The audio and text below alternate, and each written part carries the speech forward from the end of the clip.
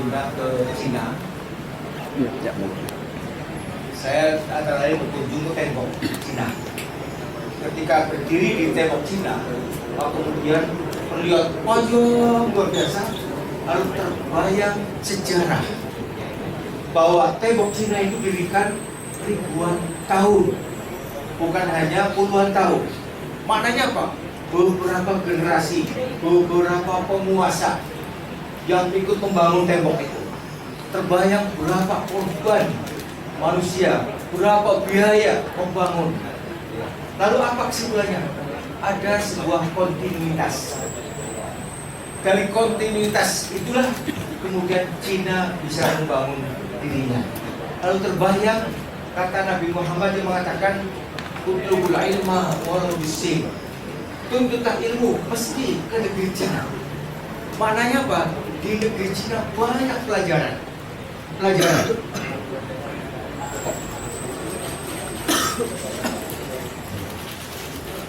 Harus lebih tinggi karena cerita tentang Cina. Iya. Banyak pelajaran, ya, terutama tentang kontinuitas.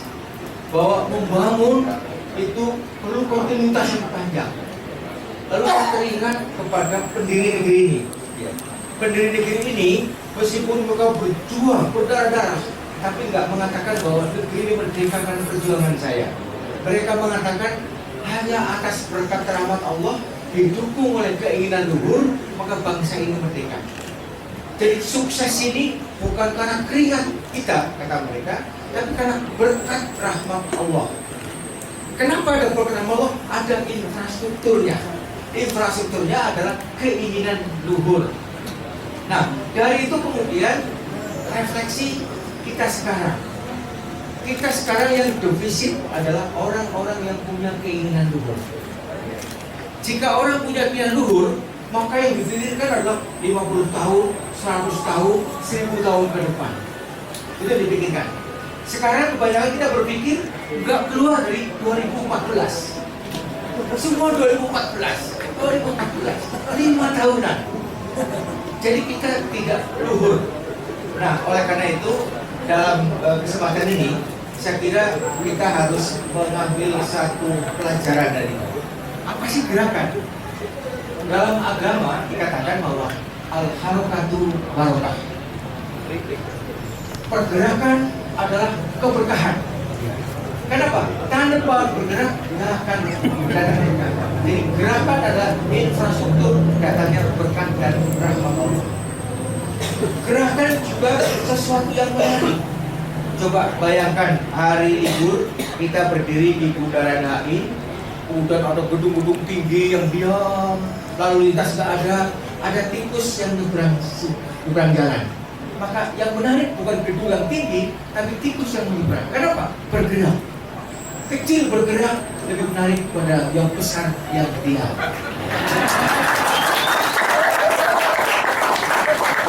Nah, kemudian tentang apa yang menjadi apa sih yang harus menjadi pusat perhatian? Saya ingat, saya tahun 88 ada di Mesir. Saya banyak bertemu dengan tokoh-tokoh Ikhwanul Muslimin. Kemudian dari tokoh muslim ini saya menarik sebuah pelajaran yang sangat menarik, berbeda yang terjadi sekarang.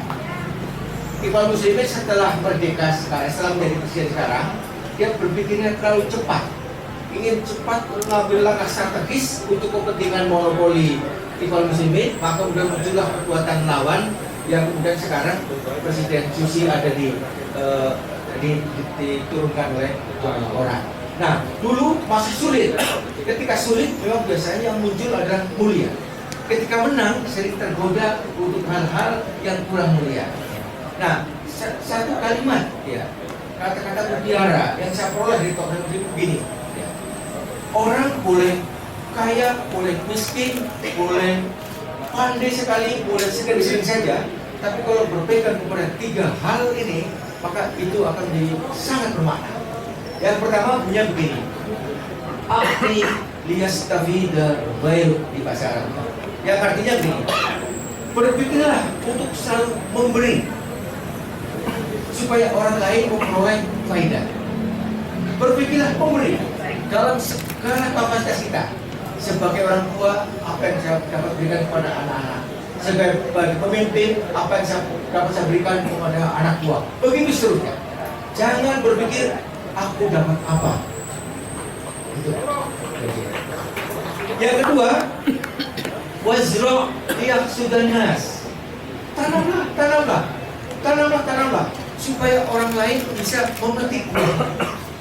Jadi ketika nanam, jangan berpikir kita yang nanam, kita yang memetik. Kalau orang menanam untuk dipetik, nantinya paling baik seminggu bisa ditanam. Tetapi kalau nanam pohon jati 30 tahun baru bisa ditebang. Belum tentu kita masih hidup. Nah, tanamlah sesuatu yang bermakna untuk kepentingan orang banyak. Kenapa? Sesungguhnya yang kita petik juga bukan tanaman kita. Kita makan apel, itu tanaman orang Malang. Makan durian, tanaman orang mana lagi. Kita nggak pernah nanam, tapi kita bisa memetik. Nah, yang diajar oleh kita adalah tanamlah, supaya orang lain bisa memetik. Termasuk untuk bangsa ini. Tanamlah untuk bangsa, supaya yang memetik nanti adalah generasi anak cucu kita.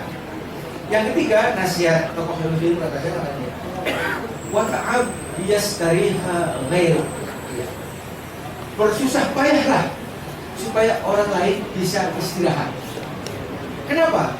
Kita pun hanya bisa istirahat kalau ada orang lain yang tidak istirahat.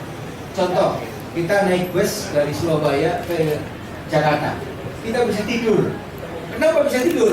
Karena ada supir yang tidak tidur. Jadi berpikirlah untuk kerja keras supaya orang lain bisa istirahat. Jangan terbalik, orang kerja keras, kita membuat istirahat. Nah, 3 nasihat itu menurut saya relevan untuk kita semua.